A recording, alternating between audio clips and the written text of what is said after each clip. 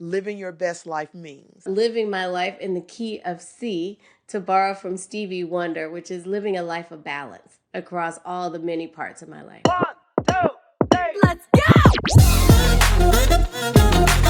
Welcome, Power Bosses. I'm Dr. Sheila Robinson, and today you're tuned in to Living Your Best Life, the podcast for women who are ready to thrive without burning out. You know what I believe? Living your best life is not about having it all figured out. It's about embracing the journey, celebrating the wins, learning from the setbacks, and finding joy in every season. Whether you're getting dressed in the morning, driving to work, taking a walk, or winding down at the end of your day, this is your time to invest in you. And trust me, Power Bosses, today's conversation is one you don't want to miss. I am beyond thrilled to welcome our cover story feature to our show today, Melonie Parker, Vice President of Employee Engagement at Google, where she shapes the daily experience of over 180,000 employees globally.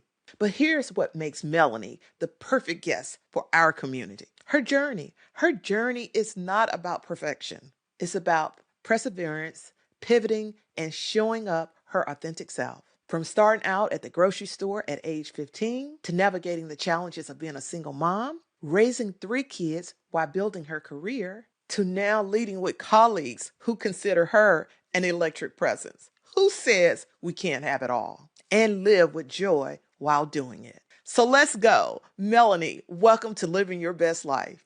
Thank you so much for having me. I am so excited to be here with you today. Please share with us, what is a typical day for Melonie Parker like at Google? My typical day is actually, it's a mix of different things. You know, the goal of my organization is to connect Googlers to each other and to our mission. And so all day I'm looking at data from our employee survey data, other types of workforce data to really look at trends that impact, do employees feel connected or not? Do they feel connected to our mission? Do they understand what that means? Do they feel connected to each other? Looking at engagement.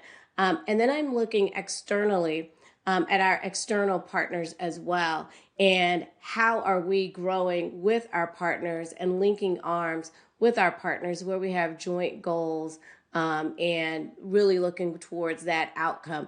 So from employee survey data to workforce data to talking with leaders, talking with employees, working across our global employee resource groups, and then working back with external partners. So no one day is the same, but it is spent in community, in analyzing, and in doing strategy in service of people operations at Google, and then Google overall, our global enterprise.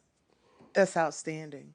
So I want to talk a little bit about the journey, because living your best life, this podcast is not about being on a island or sunbathing or a new car. It can be. Living your best life is about how do we take the journey? How do we start out and build a life that we want? And the work that I have been doing has been helping women on this journey. And so you talk about how you started out as a grocery store at age 15. So that's when your journey started, when you build this incredible life and career that you now have. What early lessons from that very first job that still influence you today, Melonie? I'll tell you, even to take that back, younger than 15, I really started off working, and my grandfather owned 3 country stores, and the main one being next to their home. And so as a child, think 5 or 6, I worked alongside my grandmother. And the lesson I learned there, I took into that first job at the grocery store at 15, where I got a real paycheck. And that really was to treat each customer as if they're the only person in the line. And I still do that today. I mean, this is back when people cash their paychecks at the grocery store, and that doesn't happen anymore. So understandably, on Thursdays and Fridays in particular, there were very long lines. So to treat each person as if they were the only person in line really was like the goal that I had and what I was taught. And that has stayed with me, to be fully present with each person that I'm with and to treat them, if there is this proverbial line, but they're my sole focus. That's awesome. I'm sharing when I'm coaching or mentoring young ladies, I am telling them that you have to find joy in the journey. We can't just wait until everything is going right, until all of my kids are in daycare or until all my kids have started school. There's always going to be something going on, and you have to figure out a way to live your best life during the ups and downs. And early in your career, you talk about being a single mom, raising 3 kids while trying to maintain strict boundaries between work and home. You said you weren't able to do either role to your satisfaction. Can you take us back to that moment and how it shaped the philosophy and your work-life integration today? Oh yes, that would be I failed at perfection. So I fell off the perfection bus on both sides because I thought I had to show up perfectly for both when really I had to show up. And sometimes that is going to be like a seesaw, and sometimes that's going to be greater on work, and sometimes that's going to be greater on home and my kids and their school or activities and what's happening there. And that was something that I really had to let go of because I struggled with perfectionism since I was a child and wanting to be the best and do the best. I'm gonna get there, faster. That's just hallmarks of my character. And trying to do that as a single parent when growing a career and, parenting and raising and developing children to be the type of mother I wanted to be. That was probably that toughest part. And that's where I felt like I wasn't enough in either direction. And so I know it plagues a lot of women, but me too. Am I enough in any given situation? So that's what I've had to really deliberately and intentionally overcome. Yeah. Were there any situations that you realized that, with your kids or at work that made you change that? I'll give you an example. I remember my daughter was a competitive cheerleader, and she would complain that all I do is work. All you do is work, even though she could not see that I was attending every event with her and carrying that laptop with me, work life integration, and I can remember the day when I explained to her that, you're a part of this journey. We're creating a life that we both are going to love. And so, what I'm going to do is when I am with you, I am going to be fully present with you at the cheer competition. And when I'm at work, I want you to be support me at work. And once she realized it and came a part of the journey, I can remember her saying, "Oh, you could take your conference call. We'd be in the car going to cheer practice." So, were there any things with your kids that you integrated them, that you got them involved and let them know this is a part of all of us building a life that we're going to love? I certainly did, and I appreciate the story that you shared. The one of the things that I have always told my children is that the benefit they have gotten is that as I grew my career, they were growing and maturing in age. So we all grew together. So we did a lot in the car. So we did a lot of eating in the car. We did homework in the car. Had our best conversations in the car. As think about trying to be 3 different places at one time. My youngest two are I have twin sons and a daughter, and I was always trying to race from one activity to the other. So what we would do is they would all get involved with like dinner. So I would make notes. So I on the weekend was my prep time. And one of my best friends, we went grocery shopping together. We would make menus, divide it up. And so if I didn't know what we were eating for the next week, you know, all fell apart. But I would prep the food and then I would say, bake me in the oven at 400. This is your dinner. And so I would, then they would tease me about like providing meals and how we did that. But it was a participation sport. So I would characterize that time as really a participation sport. And then when we had family day at work or other opportunities, I brought my children into the office. They got to interact with like all levels of people who worked at the organization. I remember my son Trevor telling one CEO when I worked at Lockheed Martin about his idea for defense for the country, and people just entertain them and pull them into these conversations and really normalize that.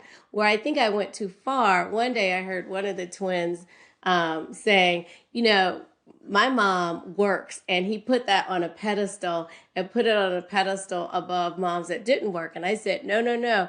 I was home, a full-time homemaker for 2 years, and they're both working. So I realized I had to also let them know there are many different ways to show up as a parent, but the important thing is to show up.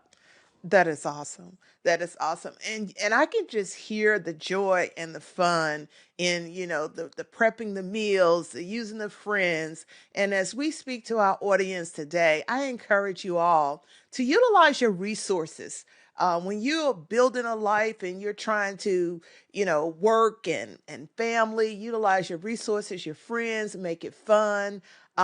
Because we cannot wait until We, everything's we perfect. can't. We can't. And I remember probably one of my best memories is coming home, and the twins had taken the lead on dinner. And there in the center of the table was a strawberry cake, like a layer, think a 2-layer cake. And it was like dented in the middle, but it was the best. Like the intention that they put into when I came home, not only was the dinner that I said, bake me at 400 ready, but also they went to the intention of baking desserts. And I thought that was so special, that they had that particular thought. And so when we can let go of perfection and we can accept the broken things along the way, that's really where the character comes in. That's where the fun and that's where the joy comes in. Exactly. Thank you so much for that.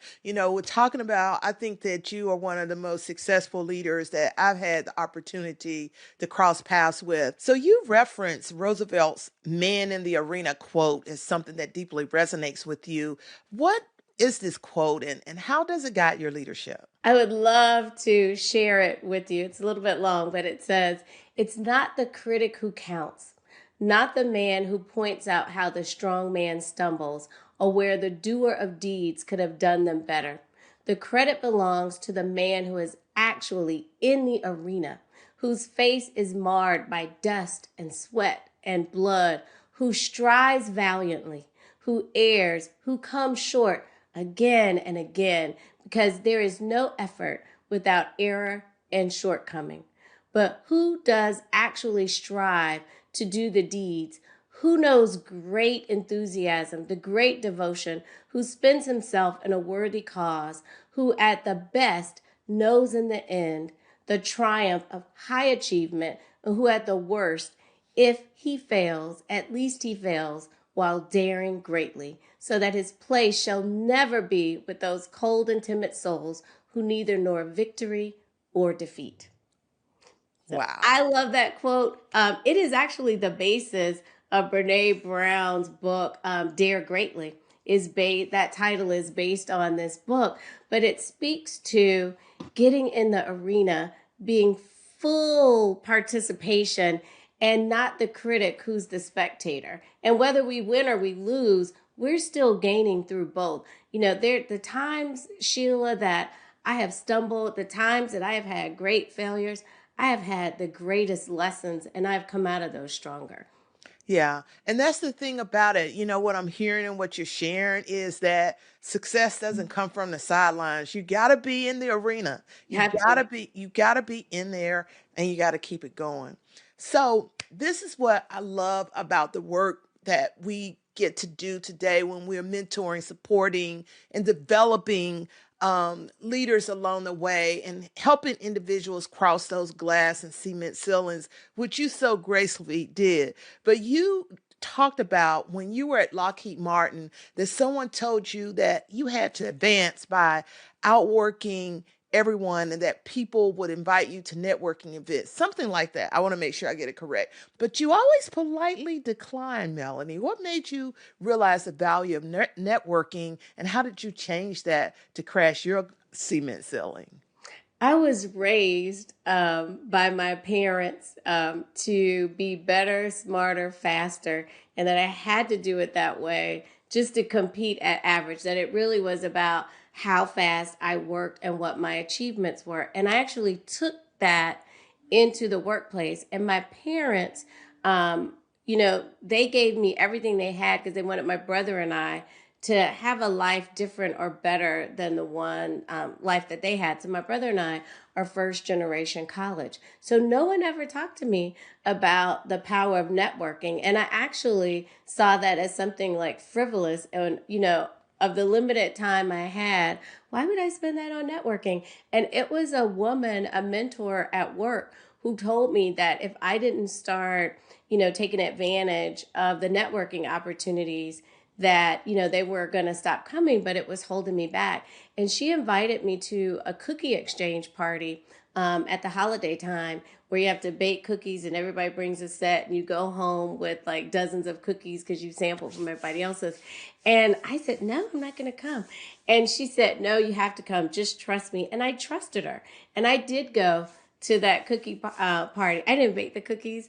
I dipped Oreos in white chocolate, used my children as taste testers, and so put little sprinkles on them. But I got there, and there were people, maybe I had passed by their offices before, but never had the opportunity to really talk to them on a personal level. And so it was, probably all of the women who worked, in HR, and not just from my particular division of Lockheed Martin, but surrounding units that were in that region. And I got to know them on a personal level, but more important than that, Sheila, they got to know me. And so when I saw them again and I passed by their office, I had a way to something to talk to them about. They had something to like talk to me about, and we saw each other differently. And so that really was the defining moment for me on why networking is important. And it is a hard skill, not a soft skill, because it allows you to get to know others, but others to get to know you. And you find like that pool of shared understanding, similar to what we're looking for with crucial conversations. Wow, that must have been a wake up call. And I love that you It's a said wake up call. that's a hard skill and not a people It skill, is. because you have to really invest in doing that. How do you think that that not just that moment, but networking overall, how did it change the trajectory of where your career actually went? How would you share with our listeners who are out there who are saying the same thing? Do you know how much work I have to do? I don't have time to network. I don't have time for after hours cookie parties. I don't have time to go down to the Black History Month program, or I don't have time to. What would you say to our listeners on how that can actually change where your career takes off? One, I would say, think about it differently. Like for myself, I had to reframe it and I had to integrate it like into my schedule. But now I think of it more as like you can do all that work, but not many people will know if you don't talk about it. You need an elevator pitch so that you can quickly share what you're doing and the impact. More important, what is the impact of the work that you're doing? How is it shaping the organization? How is it contributing to the bottom line? How is it helping the company achieve its goals? And so think about how you tell your story and what you're doing to anybody and everybody, and how that's going to lead to other doors that you don't even know about. And so I think if we could approach networking with more curiosity, more sharing our impact, the outcomes, and even adding in there the types of things that we want to do, that we want to work on, that we want to have impact on, those are doors that will lead us to something greater. So it's more reshaping it and reframing it. And, my after work time was very precious because I had children pick up from daycare. I didn't have a lot of money to pay babysitters for a lot of evening events, but I would go to an event, but I would never stay the whole time. So like I'm not closing anything down. I'm going to go at the beginning, and I'm going to make the most out of my 30 minutes. And very key to me was not to spend too much time talking to any one person, but it became a game that I played with myself. How many people could I talk to in the 30 minutes I had allotted before I had to, leave and go home? So that's just some other tips and techniques that the listeners can use. Wow, very strategic and talking about intentional leadership. So you hear that, listeners. She showed up. She didn't have to show out, stay forever, but she showed up and was strategic. So let's talk about the bad day philosophy because, there's impossible for it not to be some of those. And you teach people to look at the person in front of you and not let a bad day define how you treat others. Where did this practice come from, and why is it so important to you? It still goes back to my early roots with my parents and my grandparents, and not letting the bad day define you, but it's really about how you use that bad day to shape future days. What do you take out of it? And then sometimes you're just going to have to, there's no more there. You got to walk away from that bad day. So many of, the most important lessons that I've incorporated in my life came from my parents and my grandparents. And I've, lived a faith-filled life and lifelong study of the Bible. And the scripture has really shaped how I'm able to, look at situations with optimism, knowing that there's a purpose that is greater than myself that I'm fulfilling, whether I can see it or feel it in that particular moment. And that belief has really helped me, navigate many bad days, knowing that it's not about me, it's about a greater purpose. And, I just need to live into the small part of it that God has equipped, me to handle. I hear about so many unwritten rules, in corporate culture. We've heard some dynamic speakers, Tony Towns Whitley, talk about, we both heard her speak about how this former CEO, SAIC, how, this younger generation is saying that they're not playing any games. You take me as I am. I can be authentic. And she says, hey, it's a game. It's how you play it. So what are some of the unwritten rules of corporate culture? What are some of the things you had to learn, and how did you help others now navigate them as well? Well, first I'll say I love Tony Towns Whitley. She's been a mentor for me and have a lot of respect for the work and the tremendous impact she's had across her career. I agree with Tony. There are these unwritten rules and practices, and some of them are about like how you navigate corporately. So there is like a corporate speak, a corporate culture, and it's different from company to company. It's not the same. And I've seen when people have transitioned from like one company to another, they assume that the culture is the same. And so I think one of the best things to do to learn kind of what are these like unwritten rules and practices is to be still from the inside out and understand like what's happening like around you. Who has influence? Is it coming from the leader, the executive? Is it coming from a person in the organization?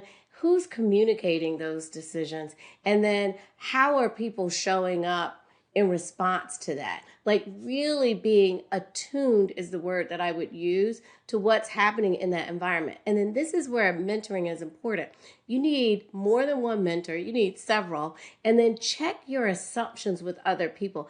Ask people, like, what are they seeing that you're not seeing? And ask them, like, to help you understand it. Because a lot of times, Sheila, we're ignoring our own signals and what we know to be true because we're not willing to be still long enough to understand what's really happening around us. And, for me, I don't want to get everybody else and miss me because I'm not willing to stand still from the inside out. But then the mentor is important because ideally they're at least 2 levels ahead of you from a positional standpoint at work.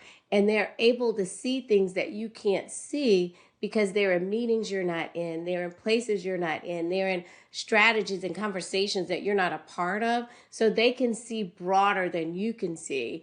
And then you're going to them and they're helping to confirm some things for you. So I think like learning those unwritten rules and the culture goes hand in hand with having a strong mentoring relationship in place across the organization. That's powerful. You talk about how do you show up. What is the difference with our listeners is trying to figure out how do we add in, don't fit in. So how would you say not you said success comes from adding value, not fitting in. So how do we add in and not fit in?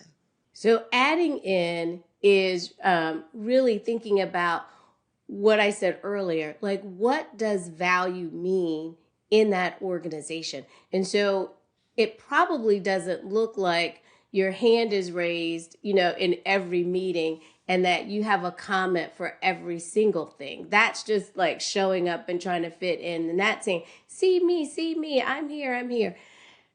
Adding in means listening intently, and what you're saying is going to give a credible idea to the strategy. It's going to tell how to win. It's going to tell how to close that sale. And it's going to like draw on like things you've done before where there's a recognizable pattern to success and that you're giving that idea power.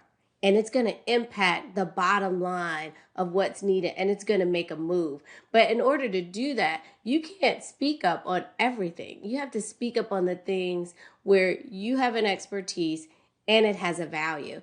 And you want to be sure that when you're doing that, you're speaking it confidently, you're not overly jovial with it, that you're giving it like the serious intention that it needs in that moment. And you're giving eye contact to the person that's like running or leading that meeting so that they know that you're going to speak when things are value added and they're going to look to you for that.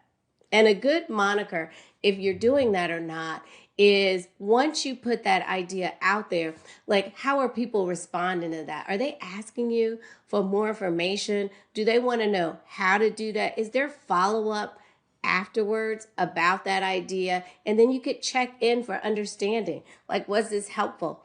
Did this help meet the mark? Is there any additional information that I can provide? Because you need to continually like check in for understanding to confirm that what you believe is value added really is. I just don't want our listeners to be the person that's always showy and speaking, but not really adding value. That is so powerful. So you talk about in your article, you advise women on grabbing hold of as many experiences as possible early on in your career. I remember as a very, very young marketing assistant in a global chemical company working on the Lycra brand. I'll never forget my supervisor told me to always differentiate myself from other things that was out in the market. And he talked about how and we were just having a Mm-hmm. conversation. That one bit nugget of advice, I carry it with me today.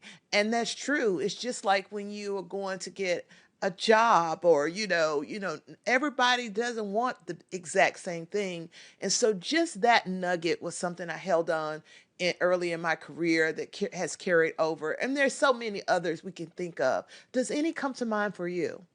One is what you just said at the beginning of that question, which is grab as many experiences as possible, like early in your career. And that's how I advise mentees and people to come to me for career advice. And that's because when you're like in the entry to mid levels, that's your time to experiment. Like before you've completely specialized, or even if you have specialized in a particular domain expertise, you want to know all the things about it. And you want to make sure that when you're learning something new, that you go through that cycle at least twice if possible, because the first cycle you're learning it, the second cycle you're applying what you learn, but then you want to keep adding experiences, because by the time you get to like mid-career and beyond, that domain expertise is channeling you to specific types of careers, and it's harder to diversify your experience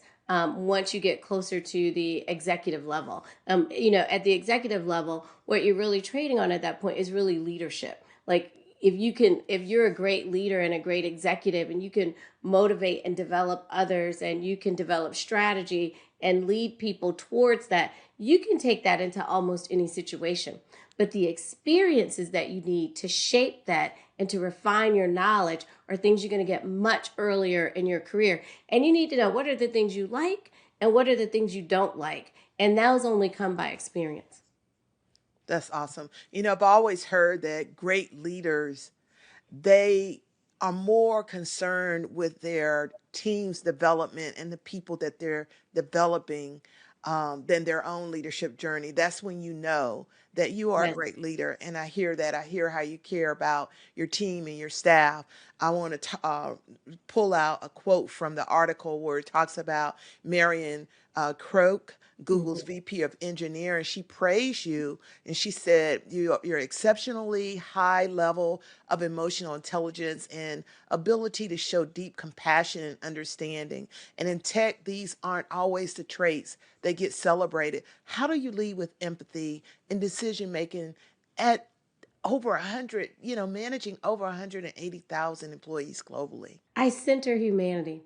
I never forget that I'm working with humans, and I'm working with people that um, trust the company enough, trust me enough as a leader to come to work. But they come to work with an expectation, with the social, contract of like what it means to work at the company, in my organization, and deliver on a promise. And the promise is not just about the work we're doing together. The promise is also about their own development, their own progression, and that they go home better than they started out that day. And I really think deeply about, the folks that work for me have the skills and the abilities that they need, not just for the job they're doing today, but for the job that they're doing tomorrow. And that's how I think about it, for our 180,000 plus Googlers.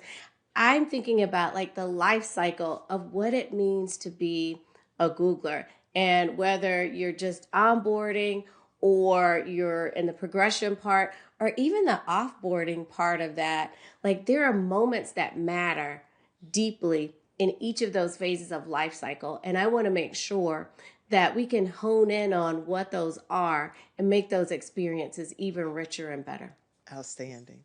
Outstanding. I'm going to shift to managing the whiplash of those rules as I sit back and think about how living your best life, this podcast came about, is from all the emails, all the women I talk to, all the people we have the opportunity to interact with. They've gone through, we went through in my business, the real falls is the 2008 when the bottom fell out, the economy, the economic challenges in 2008. Then we had COVID. And then there's always a change, the political climate. There's always changes, ups and downs. I heard Duke University's basketball coach, I'm a huge fan. I love her to death, Coach Kara. She talks about, to her students, she talks about how there's always going to be change. And we are not going to ever have something that we're changing, but what we're going to do is we're going to get better at dealing with the ups and downs. And so you mentioned there's a whiplash of rules in corporate America, like the ability to work from home during the pandemic, and then the expectations changing, the ups and downs. How do we personally manage these shifting expectations and trying to stay grounded and trying to still, live our best life in spite of? Any advice you would give our listeners from the corporate lens? I would say we have to be resilient, and we have to be resilient and grounded, as you mentioned. But with that resiliency, we have to be open to being continuous learners. And sometimes it's going to go slow, and then sometimes it's like whiplash. I remember the day that in COVID, when we were mandated to go work from home. And I thought, I could never do that. I could never work from home. I would tell you 3 months later, I was like, oh my gosh, this is like the best. Like, I'm really enjoying it. But I learned so much about how to work from home, how to work virtually, how do you see people like virtually, how do you take what used to be water cooler talk and or at Google it's like micro kitchen talk, but now you're able to do that virtually and not just through video, but like through just reaching out to people via chat or that one last email, at the end of the day. So I learned a lot of new skills, but I learned a lot about myself. But resiliency will allow us to approach new situations, some with caution, but also with expectation, with anticipation, and to try to see around the corner. Are we resilient enough to hang in there to see how are we going to get to the other side of the rainbow? How are we going to get to that pot of gold? We're going to keep seeing around the corner. We're going to keep moving. We're going to take those lessons with us. And we're going to do that with optimism and have glass full. Exactly. So yeah, because change, that's the only thing that's It's constant is inevitable. change. The only thing that's what is that little saying? The only thing that's constant is change itself. It is always going to be something. So I love that resilience is the key to living your best life and making fun out of it, making it You a have to have learning. fun along the way. You You have have to have fun got to along the way. enjoy the journey Yeah. regardless of what the struggle looks like. Yes. So, funny you said, I heard you say, I loved working from home. Oh, I could do this. But now you have a philosophy about 5 days in the office, right? We have 3 days in the office, so we're hybrid. So we are 3 days, largely 3 days in the office, and then 2 days work from home. So that is a different skill. Like hybrid is a different skill set than working fully remote, than working 5 days a week in the office. So I think about like how do I maximize and optimize my time in the office, because you can't replace like person to person connection. And then you're balancing, if you're in the office, other people are virtual. How do you meld both of those? How do you feel connected, across like the virtual space and the in-person space, and make everybody feel whole, and because the goal is to make sure that people feel comfortable enough to bring the best of who they are so that they can innovate better, and like through that they're able to really support like their personal development and the company's mission and what the company wants to do. So those are all different skill sets though, Sheila, to work across all those different types of schedules. Exactly. So you have an electric presence quote. I've often heard that you can either build your brand and you give those their doors that you're not behind. You can either give them something to talk about, or they can make up something that they're thinking that they know about you. And I think that you have done this greatly. You have actually said whatever is being said behind those doors, you're making sure that you created that, because someone said Melonie is able to get the best out of everybody. There is something electric about her presence. You want to pay attention and listen. So you created the brand you are when you have people talking about you that are pulling out the amazing things about you. You have really, really created something electric about yourself. What would you tell your listeners? How can they cultivate that kind of presence for themselves? I would go back to taking some time to be still from the inside out. What are your values? What motivates you? And then how do you really show up for people, the people in your life? I talked about, it's a seesaw. And even now, I have a 3-year-old granddaughter. And so I want the time to be able to roll around on the floor, play all the tea parties with her. But to do that, you have to be able to see people, know how you want to show up for them. But more than seeing people, you have to see the best in people. And even if, they're not showing up in a way that you fully appreciate, what can you appreciate? Like, what are those things? I think we do it a lot with children, where with children, if their behaviors are always what we would expect, we're thinking, what is that one redeemable thing that we can find to compliment them on so that we can help turn those behaviors on those actions? I actually think, Sheila, that that's true of everybody, that everybody has those qualities that are redeemable. And it's our job, particularly as leaders, to figure out what those are.